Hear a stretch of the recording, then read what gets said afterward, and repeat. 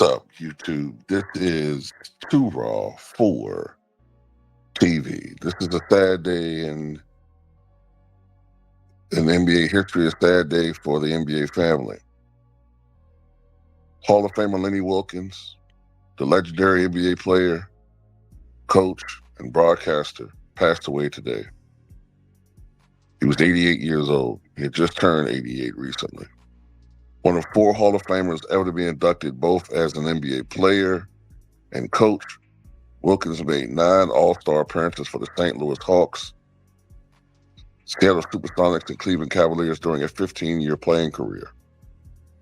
He coached the Supersonics to a championship in 1979 and retired as the league's winningest head coach in history, amassing 1,332 victories over a 32-year career for 6 different NBA franchises. A Brooklyn native and 2-time All-American at Providence College, Wilkens spent his first 8 seasons on the Hawks as a rookie point guard, playing alongside Hall of Fame teammates Bob Pettit, Cliff Hagan, and Clyde Lovellette. Wilkens stewarded the Hawks to the 1961 NBA Finals, losing to Bill Russell's Boston Celtics. He finished second to Wilt Chamberlain in the 1968 MVP race during his final season in St. Louis. Wilkens spent the 61-62 season as a second lieutenant in the U.S. Army stationed at Virginia's Fort Lee. He participated in USO tours in Vietnam and played weekends for the Hawks. He was among the players who threatened to boycott the NBA's first ever televised All-Star game in 1964 and established the National Basketball Players Association as the first union recognized by a major American sports league. A 6'1", 180-pound soft-spoken leader dubbed Sweetie Cakes by Hall of Famer Elgin Baylor, Wilkens called Jackie Robinson, Dr. Martin King Jr., Nelson Mandela, and Barack Obama acquaintances during a lifetime spent promoting racial justice everywhere, from the suburbs of St. Louis to both coasts. The Hawks traded a 30-year-old Wilkens to Seattle, where he was named player coach in his second season and earned 1971 All-Star Game MVP honors in 3 appearances over 4 years on the Sonics. Wilkens played until age 37, making his final All-Star appearance with the Cavaliers in 1973 and retiring as player coach of the Portland Trail Blazers in 1975. At the time, he retired second to Oscar Robertson in career assists.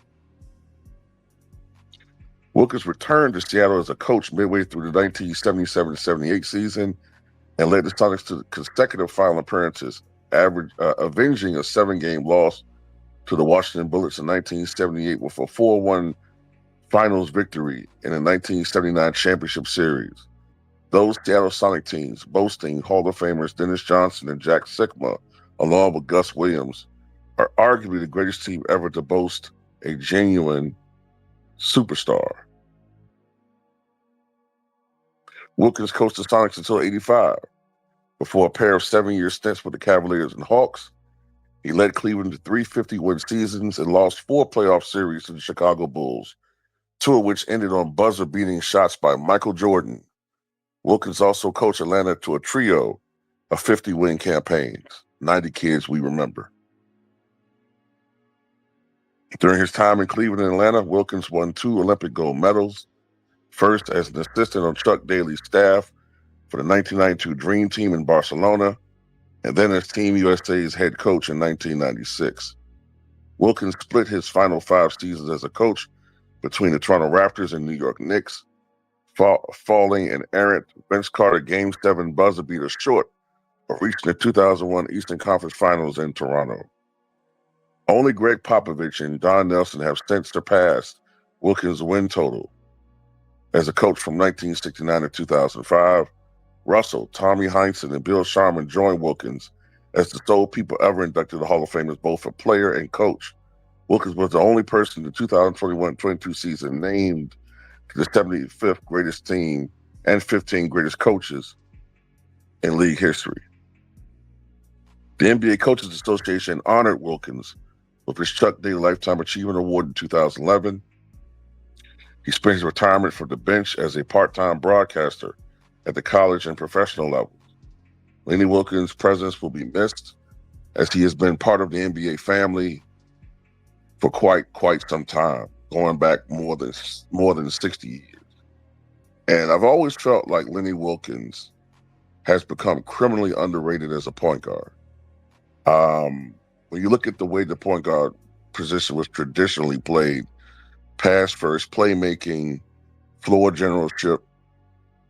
You know, he wasn't an overt rah guy, but he had that silent leadership, and more so than any of this other stuff that we're talking about.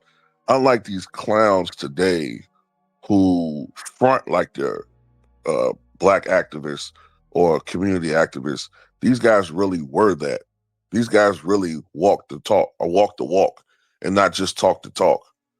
You know what I'm saying? These guys did a lot.